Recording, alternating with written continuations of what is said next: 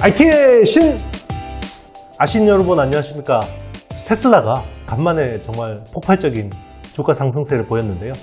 오늘 날짜로 9월 12일, 미국 현지 시각 11일자 기준으로 10% 상승으로 마감했어요. 저도 아주 개미 눈물만큼 가지고 있는데, 그래 오르니까 좋더라고요. 그만큼 테슬라가 주목받고 있는 이유는 결국은 AI 혁명의 산물이라고 보고 있거든요. 자, 제가 그동안 이야기했던 거, 모빌리티 혁명. AI 혁명과 모빌리티 혁명. 자, 여기 딱 접점에 있는 회사가 테슬라라는 생각이 들어요. 물론 테슬라하고 애플. 딱 떠오르는 회사는 다 두 개라고 생각이 듭니다. 왜 그러냐면 CPND라고 제가 항상 이야기하는 거. 콘텐츠, 플랫폼, 네트워크, 디바이스. 여기에다가 플러스 AI. 이게 중요하죠.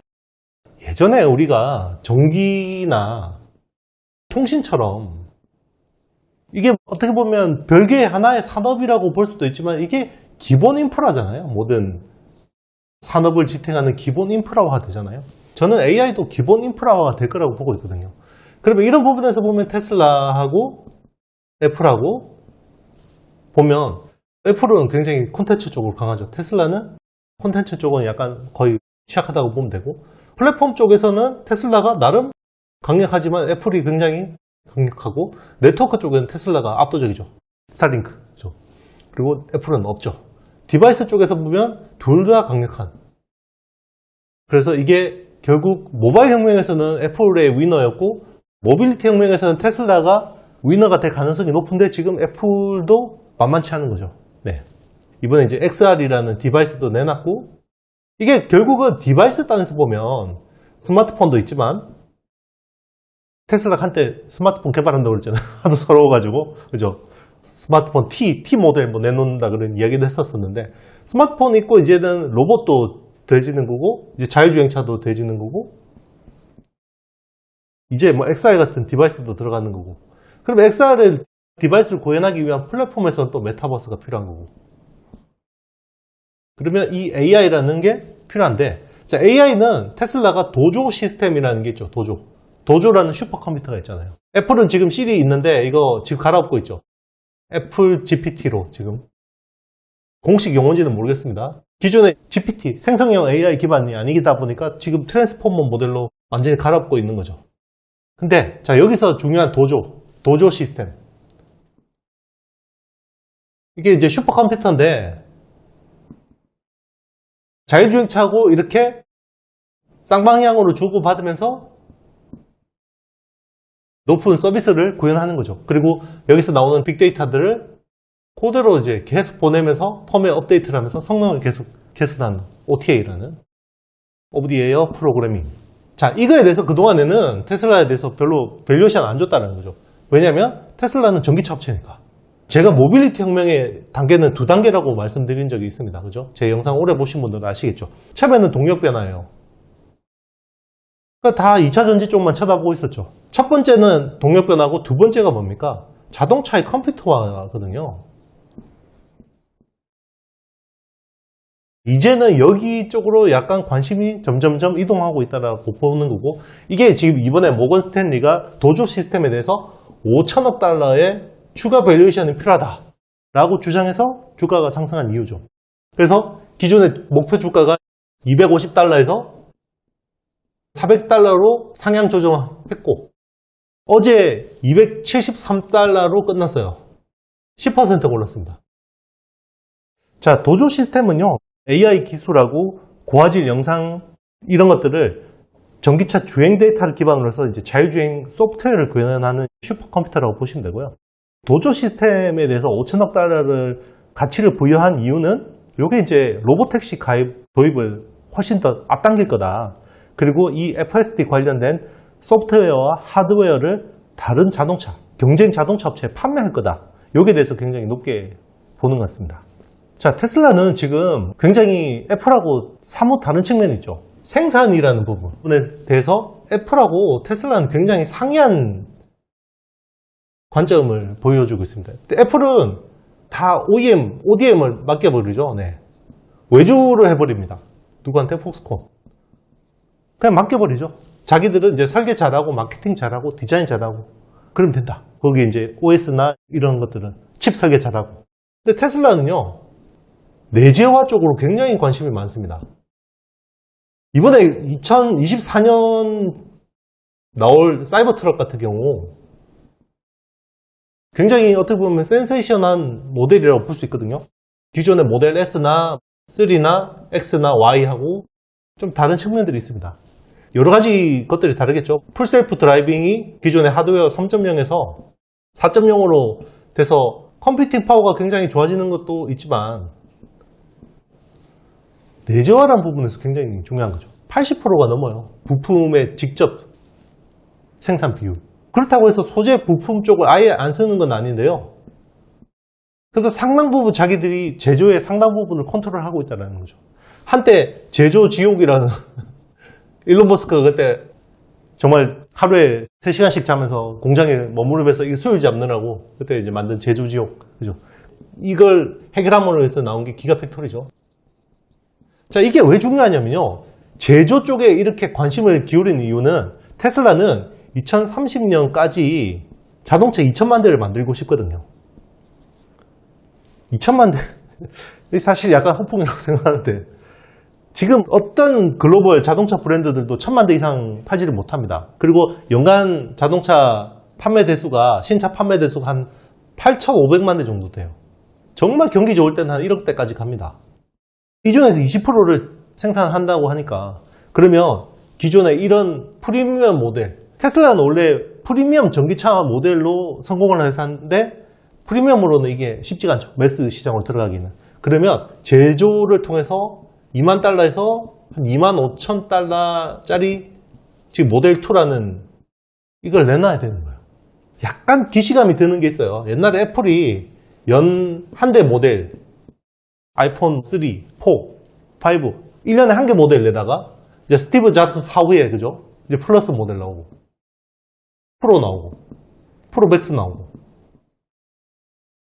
제품 세그먼트가 다양해지니까 어떻게 됩니까? 제조가 굉장히 복잡해지죠.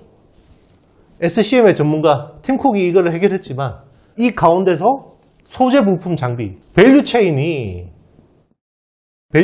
기존에 일본에서 한국으로 넘어왔죠. 한때 파란 피가 흐르는 애플이라고 삼성의 반도체가 들어가 삼성의 OLED가 들어가 카메라는 LG 이노텍 거네요. 그런 식으로 계속 부품 내재화가 된 거고 똑같습니다. 정말 대략 생산에 최적화된 국가는 한국이거든요. 그래서 테슬라도 국내 협력사의 조달 비중을 늘릴 가능성이 있지 않을까 이런 생각을 합니다. 자, 최근에 삼성전기가 묵은 공시 하나를 낸 적이 있죠. 삼성전기 카메라 모듈이 테슬라에 들어가나 안 들어가나 조회 공시를 냈는데 최근에 답변을 했습니다. 들어갔는데요. 아직 물량이나 가격은 확정되지 않았습니다. 테슬라라고 하지 않았지만 북미의 뭐 전기차 업체라고 했으니까 네, 테슬라가 거의 확실한 거고요. 그래서 삼성전기를 한번 주목해 볼 만하다라는 생각이 듭니다. 삼성전기 지금 보면 그냥 큰 별 볼 일 없을 것 같긴 합니다. 근데 테슬라 쪽으로 보면 카메라하고 기판 쪽으로 상당 부분 노출도가 있다는 생각입니다. 테슬라 카메라가 왜 중요하냐면요. 자율주행차를 구현하는 센서가 있죠. 센서 세 가지가 있습니다. 카메라가 있고요. 라이다가 있고 레이더가 있습니다. 요거를 센서 퓨전을 해서 다 쓰거든요. 기술을. 근데 테슬라는 요 카메라만 딱 씁니다. 카메라만 많이 씁니다. 왜 카메라로 라이다, 레이더를 대체를 할 수 있냐면 도조 시스템. 이 슈퍼컴퓨터를 통해서 AI를 통해서 이거 가능한 거죠. 물론 최근에 저가 라이다를 쓴다는 이야기도 좀 나오기도 합니다. 왜냐하면 기후가 또 이렇게 비가 올 때나 이렇게 안 좋을 때도 문제가 있기 때문에 일단 코스트를 굉장히 낮추는 게 중요하겠죠. 라이다가 비싸니까. 그런 측면에서 이제 삼성전기라는 벤더가 물론 이제 LG 이노텍도 중요하죠. 근데 이제 LG 이노텍은 아시겠지만 지금 애플 밸류 체인은 이번에 중국 이슈도 있고 그죠? 중국 공무원들 못 쓰게 하니까 화웨이 프리미엄 스마트폰 3년 만에 나왔기 때문에 애플을 눌러줘야 되잖아요. 그래서 약간 부정적이죠. 애플의 20% 판매 비중이 중국이기 때문에 이번 한번 맞는 타이밍이기 때문에 오히려 삼성 전기가 좀 낫지 않을까라는 생각이 듭니다. 삼성 전기는 심플합니다. MLCC 쪽하고요, 카메라 쪽하고 기판, 이 세 개 사업을 하는 거고요. 물론 MLCC 쪽이 메인이죠. 근데 이것도 점점 스마트폰에서 점점 전장으로 확장을 하고 있다는 게 중요한 거죠. 전장 쪽 매출 비중이 계속해서 늘고 있습니다. 그리고 카메라도 마찬가지죠. 스마트폰에서 전장 쪽으로 계속 늘리려고 하고 있고, 기판도 기존에 플립칩 CSP나 SIP나 이런 것도 열심히 하지만 이제 플립칩 BGA, 특히 서버형 이런 쪽으로 많은 신경을 쓰고 있고, 요게 또 뭐 애플하고 테슬라 쪽에 열심히 하고 있죠. 플립칩 BGA 쪽으로. 그런 포인트로 보시면 될 것 같습니다. 실적은요, 22년 실적은 매출 9조 4천억, 영업이익은 1조 2천억 기록했고요. 현재 시총은 1조 초반입니다. 그리고 23년 전망치는 매출 8조 7천억, 영업이익은 원래 당초 1조 넘게 나올 거라고 생각했는데 지금 MLCC 쪽 돌아서는 속도가 생각보다 굉장히 지연되고 있거든요. 늘어지고 있어서 당초보다는 하향 조정될 것 같습니다. 그래서 한 7,400억 정도로 보고 있습니다. 근데 2024년 포워드 실적으로 보면요, PER 자체가 한 13배, 14배 정도밖에 안 되거든요. 지난 10년간 PER 평균이 한 18배 정도이기 때문에 지금은 밸류에이션 매력이 충분하지 않나, 이런 생각도 있습니다. 네, 제가 준비한 영상은 여기까지입니다. 네, 얼굴 빨개졌어요. 이렇게 칠판을 쓰다 보면 칠판이 좀 더 크면 좋겠다라는 생각도 하는데요, 더 크면 안 될 것 같아요. 너무 힘들어요. 이렇게 칠판 따라오기 귀찮다, 짜증난다 이런 분들 계시는데요, 그런 분들은 다른 채널에 PPT 이렇게 예쁘게 보여주시는 채널 보시면 될 것 같습니다. 저는 처음부터 칠판으로 시작한 거라서 지금 뭐 PPT를 바꾸고 이렇게 안 돼요. 혹시나 다시 또 칠판 보고 싶으시면 돌아오시면 되고요. 그런 것 같습니다. 부활의 김태원 씨가 이런 이야기 하더라고요. 부활을 이렇게 노래를 하면 왜 맨날 노래가 똑같냐, 이렇게 해보고 저렇게 해보라고 막 한대요. 그러면 김태원 씨는 이런 노래 저런 노래 듣고 오세요. 그리고 부활 노래 듣고 싶으면 다시 오세요. 그런 이야기를 합니다. 사실 저한테도 이렇게 채널을 이렇게 해라 저렇게 해라 굉장히 많은 혼수를 두시는 분들이 많아요. 특히 최근에 오신 분들이 되게 많습니다. 그런데 그런 분들은 몇 번 안 듣고 나가세요. 네, 어떤 말씀인지 아시겠죠? 좋은 의견은 제가 다 수렴해서 듣겠는데요, 제 또 나름의 원칙이 있으니까 좋은 것만 제가 잘 흡수하도록 하겠습니다. 쓸데없이 말이 길었고, 나가기 전에 좋아요, 구독, 알림, 댓글 많이 좀 남겨주시면 감사하겠습니다. 저는 다음 영상에서 더 좋은 내용으로 찾아뵙도록 하겠습니다. 여러분 안녕.